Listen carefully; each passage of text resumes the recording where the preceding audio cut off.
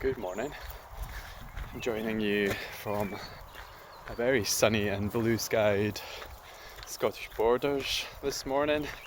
As usual, out with the dog. It's about the only time I can get headspace and just space in general to actually do anything like this without small voices screaming or intervening otherwise.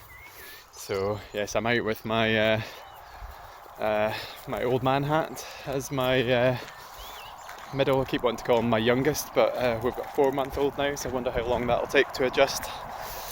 So the middle child, first thing he said when he saw this, apologies if I've told this story already, was why are you wearing an old man's hat? And a colleague at work was wearing it one day, and he said, I take it there's some chimneys needing sweeping. So I quite like it. I've had a couple of compliments on it saying I suit it, but clearly opinion is divided. But I quite like it, and it fits in with the local environment as well, so I'm just going to carry on wearing it regardless. But that's not really what I'm on to talk about. I want to talk about overwhelm and how I experience overwhelm, what happens when I get overwhelmed, and what I've tried to do to deal with it, essentially, because that's what we're kind of here talking about. So I like to think of myself as a reasonably accomplished person. I've achieved quite a lot in my life, even though I've not always appreciated the amount I've achieved, or the hard work and the dedication and the sacrifices it's taken to get there. And we'll all be in a similar boat. It's all relative. But I definitely experience overwhelm. Have done in the past, still do now at times, in different ways, in different contexts. So I remember when I was a trainee, trying to remember at exactly which point. I think I was probably somewhere around the halfway point of being a kind of very fresh out the box junior doctor and becoming a consultant. And I remember getting some feedback at one point about occasionally how I might behave or react under stress. And it goes back to previous stuff that I've said about responding versus reacting. So, that's all about filling up my stress bucket a bit too much, losing sight on my self-awareness radar, and starting to react more than I respond. And that's very multifactorial. We could go into great detail about, I probably had a smaller stress bucket back then. I was less experienced in the job. But that kind of implies that all of a sudden, when you gain more experience, you're immune to overwhelm. And that's definitely not the case. So even now, I've been consultant for, it'll be 5 years this year. Just coming up to that now. And what I would say is, I still feel overwhelmed, but I guess how I manage myself during that overwhelm has maybe changed a bit. So, and it's not just professional overwhelm as well. It's easy to get very overwhelmed in home life as well. So we've certainly had times where, we've got 3 kids now. We have a very busy home and family life. My other half is it isn't at work at the moment, but when she's at work shifts, and they're often quite antisocial, and they often don't finish on time. So, when one is away, it puts a big burden on the other. So it's very, very easy to get personally overwhelmed with the amount of stuff that you need to do, and you're just conscious of all the different priorities in your life, or sometimes not conscious of them, and that's the reason why you feel overwhelmed. But, there is that personal overwhelm, and then there's the professional overwhelm that I've been feeling quite a lot recently.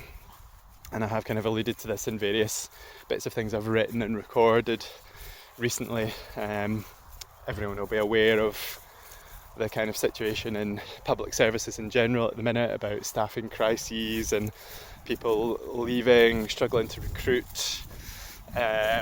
Lack of flow through hospitals, and certainly in my context, working in the emergency department, essentially having a ward full of patients in the department waiting for admission, and they can't be because there's no space, and that's backlogged all through the system essentially. So we understand it's not a straightforward problem to sort, and that's the reason why it's not been sorted by now. but it doesn't change the effect that it has on the people that are within that system. And certainly in my role as a senior person in my department, I have certainly been feeling the weight of responsibility on me to fix this. But the problem is, there's actually very little that I can do to fix the bigger picture problem, and all I can do is try and do the best I can for the people that are in my department and for the staff that work in my department as well. But that's been really weighing on me quite a lot recently, and that tends to be where I get the professional overwhelm, is where I just know there's so much more to do than I have time to do it in. So what does that feel like to me? So, I mean, I don't know, if you think about a time you've been overwhelmed and tell me what it felt like to you, it's probably similar, but the way I feel, it's a horrible kind of gnawing feeling that I probably feel in my chest and upper abdomen. The somatic coaches, if there's anyone out there that's into somatics watching this, would have a field day with that, no doubt. Yeah, it just feels horrible. I can feel myself starting to get a bit reactive. Sometimes can't feel myself getting a bit reactive, which can be part of the problem sometimes. Sometimes you don't know you're reactive until after the reaction occurs. So that's kind of how it feels. Also, I think it induces a kind of fight or flight state, which then negatively impacts on your ability to do effective work as well. So at the time when you probably need to be at your most effective, you actually can't be because you're overwhelmed. So I've done a fair bit of work on, how to manage this, and it really all comes down to, building that kind of awareness of recognising when you're overwhelmed and actually being able to stop if you can. So, take a quick pause, allow your rational brain to catch up with the other parts of your brain, the more reactive parts, the sort of survivalist parts of your brain, and give your rational brain time to catch up, put things back in context again. It's good to then get everything out of your head if you can, either have a discussion or write down all the things that you think you need to do there and then. Get it all out, brain dump it, and then you can start to prioritise. Right, what's my next priority? Work on that till it's done. What's my next priority? Work on that till it's done. So that's always then the cue is, what's my next priority? And you're potentially not going to get all of that stuff done, but at least you're kind of gradually ticking away at the bigger picture of the task list. And I think, just being aware of the overwhelm in yourself and the overwhelm in others, and just being kind to yourself as well. You are human. You are not a robot. Your ability to deal with stress on a day-to-day basis will vary a lot. So this is where having other outlets is quite helpful. So I've said before, I did a whole video on this before about the importance of needing an outlet. So, I like exercise, I like my routines. So I am actually quite a structured person, despite the fact that I work in quite a kind of chaotic, unstructured environment. We can chat at a later date about why I think that is, but I kind of contain that chaos within a framework of routine and ritual. So I like my morning routine, just to get the stuff done that I know is going to set me up well for the rest of the day. And then, when I exit out of the chaotic part of the day, I do things to let some of that steam out and decompress.